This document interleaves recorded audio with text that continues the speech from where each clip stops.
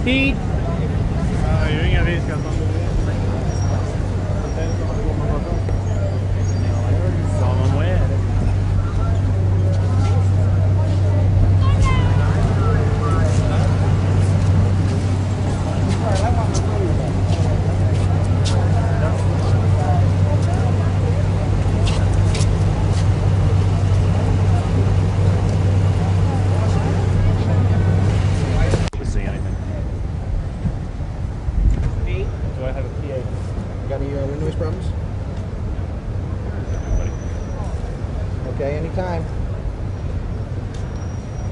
Doug, how did you make the transition, and why did you make the transition from feature film effects to amusement and entertainment?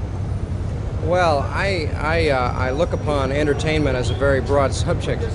I enjoy feature motion pictures. Features are a way to sort of invest a lot of my talents. You know, I mean, I get involved in set construction, set design, the actors directing, producing, special effects, and I just look on movies as really a very logistically complex technical medium, and I think you really have to understand the technology of the medium in order to really make movies the way I see them. It's not just a recording medium, it's a way to create things that don't exist. So I've been trying with my company to find ways to apply motion picture technology to other kinds of entertainment, and it's really working out very, very well. Wait for that for a second. What about the participatory process on the part of the audience, the viewer in a movie theater, the dancer in a discotheque? How does that interest you? Well, it interests me. The discotheque project, man, I've never done a discotheque in my life. I frankly don't go to discotheques. But this intrigued me because Howard Stein really wanted to do something special. I mean, he really wanted to do a one-of-a-kind, one-only, fantastic disco. And we met and we talked about it, and I threw out a bunch of ideas, and they decided to go with the ideas. I mean, I'm nothing but a consultant on the project, and just as a friend to throw out some concepts that I thought might be a departure from what a disco normally is. Discos have sort of gotten into, I think, a rut of just constant music, constant beat, and therefore a total lack of drama. And I think ultimately the drama is the most important part. And if there are moments during the evening when there's really an event, you know, some special thing that occurs that's a coordination of music, light, movement, and some kind of a dramatic implication. What we're doing here is, I mean, there's a thing that people are starting to call the mothership now, because I sort of designed this huge lighting ring that's similar to the sort of underbelly of the mothership in Close Encounters, and it, you know, late in the evening it descends, and there's a big show related to that.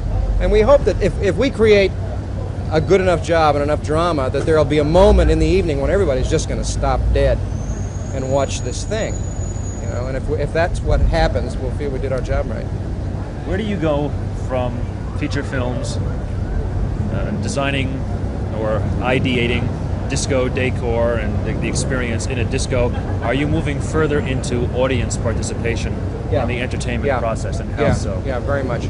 I can't talk about it at great length because Paramount's trying to keep it under wraps, and we're going forward in the development of what I think is going to be a total new thing in motion pictures.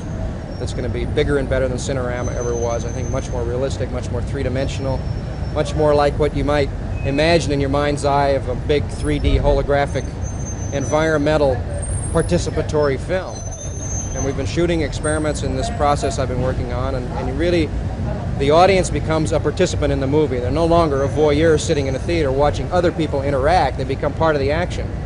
So in that sense, we've started generating a whole new entertainment medium. You direct it differently, the audience participates in it differently, it's timed differently.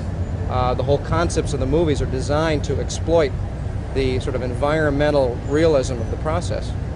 And we're taking that idea, and I'm trying to move away from what I think feature motion pictures traditionally are, which really is sort of merging with television. And if you tell a story, you tell a story, but if you're really going to create an environmental event, I think it can start expanding into a whole new thing. I don't see why there shouldn't be a unique kind of seating. I don't see why you shouldn't be able to buy a drink in a theater or have some kind of food available or other kinds of auxiliary entertainments, or why should it be an hour and a half or 2 hours long? Why couldn't it be several different kinds of things, different shape and size of theaters, dome theaters, underwater theaters? I mean, it could be, the sky's the limit. So I'm sort of applying those things to amusement park projects, and I'm going back to Las Vegas later this week to hopefully start consulting on a huge project there that would be a whole new stage show that interrelates audiovisual and very complicated technical systems, trying to relate those to live performers in a way that's just really spectacular. I mean, there's going to be screens all over the place and fabulous sound systems. Looking forward to it. Yeah. Okay, Thank you. Tried to get around your organ. all right. Get ready to walk forward. And then we're going to pan back this way. So lots of luck.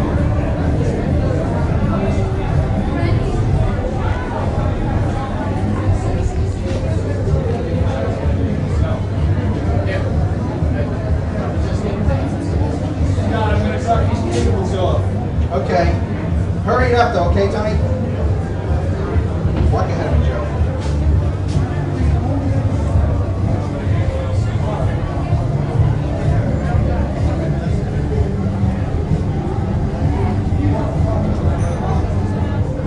Stop it.